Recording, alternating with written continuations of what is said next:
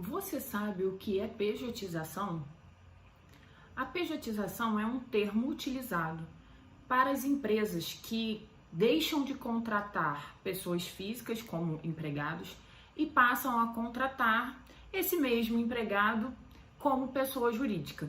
E daí vem o termo pejotização. A pejotização vai acontecer quando a prestação de serviço está sendo realizada por pessoa física que constitui uma pessoa jurídica para prestar o serviço para aquela empresa. Ou seja, ao invés de ser um contrato de trabalho, o que vai existir é um contrato de prestação de serviço. E qual é o problema dessa pejotização? A pejotização ocorre há muito tempo. Principalmente nesses períodos de crise econômica, as empresas estão sempre em busca de reduzir os custos, né? As empresas estão sempre em busca da redução de custos dos encargos e dos impostos que são devidos.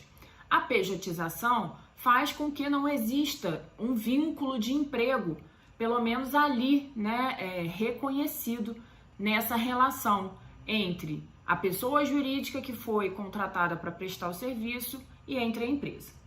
E qual é o problema, né, dessa pejotização?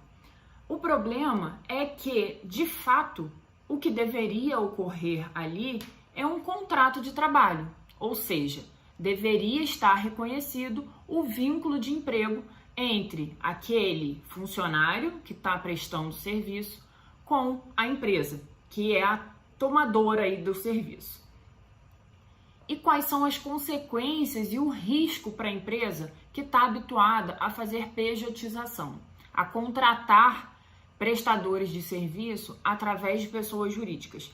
Se isso for judicializado, se essa discussão for levada ao Poder Judiciário por esse prestador de serviço, que deveria ser um funcionário, estando ali presentes os requisitos do vínculo de emprego previstos na CLT, a empresa que contratou um prestador de serviço através de pessoa jurídica, a empresa vai ter que arcar com todos os custos e direitos e impostos como se tivesse reconhecido o vínculo de emprego daquele funcionário desde o início. Então, se houver habitualidade, ou seja, a necessidade do serviço daquela pessoa, né, é constante, ela é habitual, já está presente um dos requisitos para o vínculo de emprego.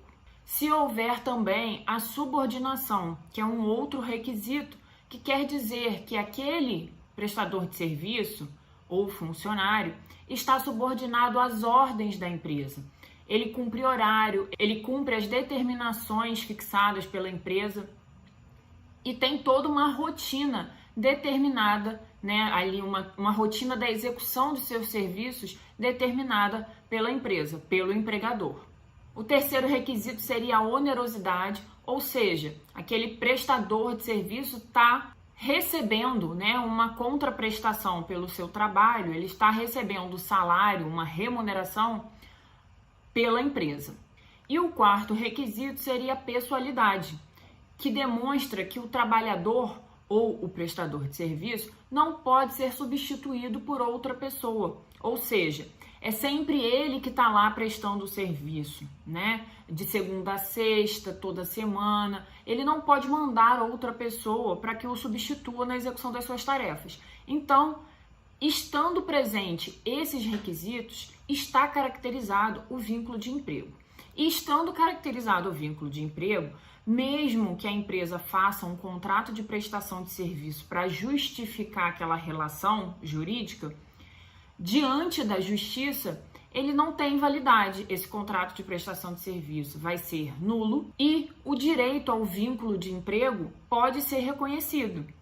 E então a empresa vai ter que arcar com o pagamento de todas as verbas, né, dos direitos trabalhistas. Então aí seriam reconhecidos os direitos de férias, 13º, recolhimento de FGTS, recolhimento previdenciário, né, que seria a consequência da assinatura da carteira, e tudo isso poderia ser aplicado ainda com juros e correção monetária.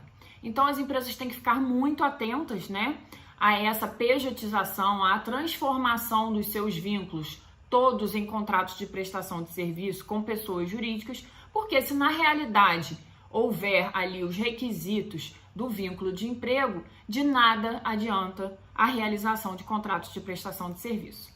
Fique atento.